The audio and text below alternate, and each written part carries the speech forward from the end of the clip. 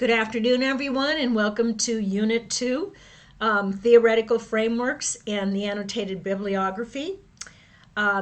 Before I launch into this unit, I just wanted to say a few things about Unit 1 activities. I thought you all had great involvement. I appreciated your energy to jump into the activities and questions and your desire to learn more about research and academic writing. I was especially impressed with the quality of your research questions, which I just had an opportunity to look at today. So they were very interesting and very good. And you seem to really generate questions that were closely aligned with your interests, which is important. And great comments as well. So let me move on then. Back to Unit 1. I look forward to getting your papers tonight for assignment Unit 1. And they'll take me a while to grade, so give me a chance to get those back to you. They're a bit longer than the short essay we did. And I like to make some good comments. So I'll get those by tonight. So Unit 2. The order of things in this unit is pretty important. And so you really should be starting out by developing your charter. Your charter's due to be uploaded, your team charter, this coming Friday. You should have already or be about to send it off to our team coach for any comment or suggestions that she might have. And then, of course, you'll be uploading it to me, to the Moodle site on Friday. And I know I've seen the teams getting together and working and developing that charter, so I hope that's going well.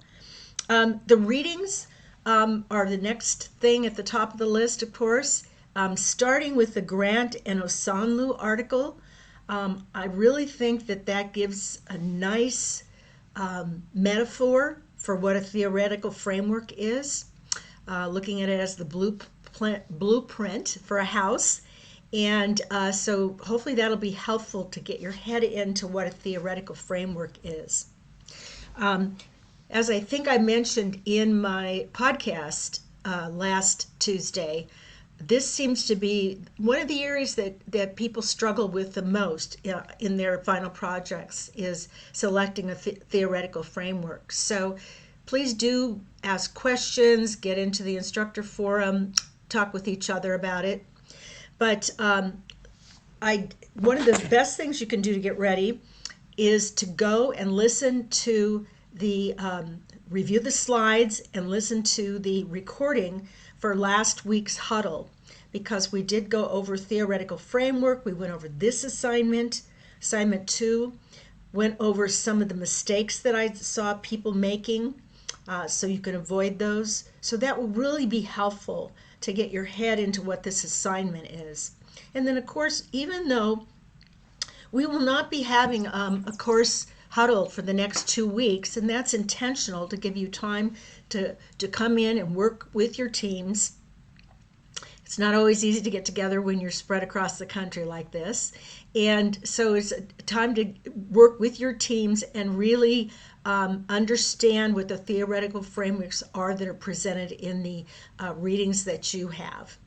And of course, everybody by now the team should all know that the frameworks you've been assigned is listed in class resources. So if there's any question about that, please again go into the Ask the Instructor forum. Let's see.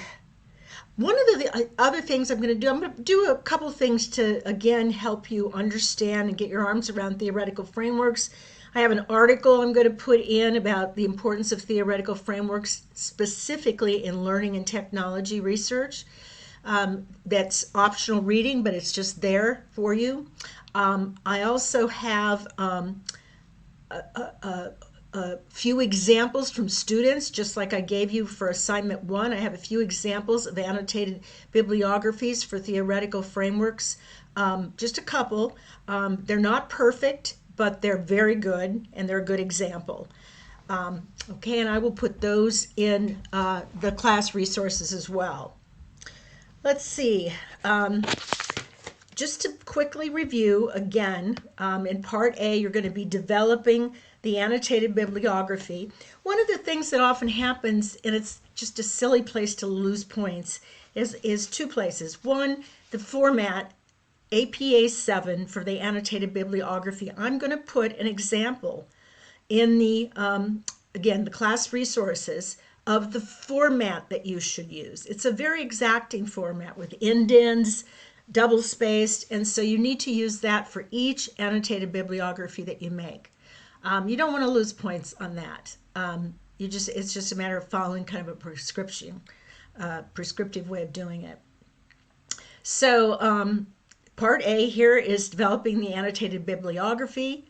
Part B is the team presentation that you have a good time during the next 2 weeks to put together, where you're going to basically be presenting your frameworks as a way of teaching the rest of the class about your frameworks and vice versa.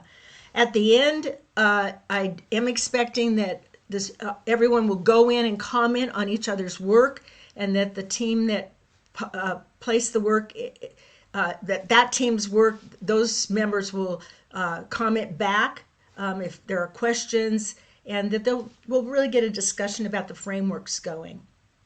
And then finally, in part C, you're going to critically assess your contribution to the team and the contribution of your peers. And again, that's anonymous. I'm the only one that will see that. So that's the assignment. Again, I'm going to put a lot of resources in that I think will really help you. I know I was going to say there were two places in the annotations where I saw mistakes. One of them was in the format, just following the format. And the second was following APA format throughout the paper. Okay, that's important. So whoever, it might make sense in your team. I expect or suspect that you'll want to divvy up some of the work, but you should always come back together and, like, let's say I summarize an article or two and then I share it with you, and you don't really understand from my synopsis what it was about or how that framework worked, or it doesn't make a lot of sense, then I might ask you all to read the article, the rest of my team, and then we come back together again and kind of massage that annotation I did and get it right. So you need to help each other get it right. Finally, as I said in the class huddle last week, you want to make sure at the end that there's one voice and style for the paper, for the annotations. And that usually means that you select one person to have the sort of editing rights. What we don't want to see, or what I don't want to see, is some of the annotations are really good and some of them, wow, a different voice, the formatting is wrong, it doesn't seem to have a clear understanding of the theoretical framework. That kind of what do I want to say, that kind of choppiness in terms of the style and the quality will take down the grade for the whole team, because it shows a lack of teamwork. So you want to make sure that you really, really work as a team in this. And if you have any questions about how I'm looking at it, don't hesitate again to ask. Don't put your name. One time another group did put their name by each of the annotations they did, and you don't want to do that. This is a team assignment. On the front of the paper, all of your names go, and then there's just a single list of annotations for your frameworks.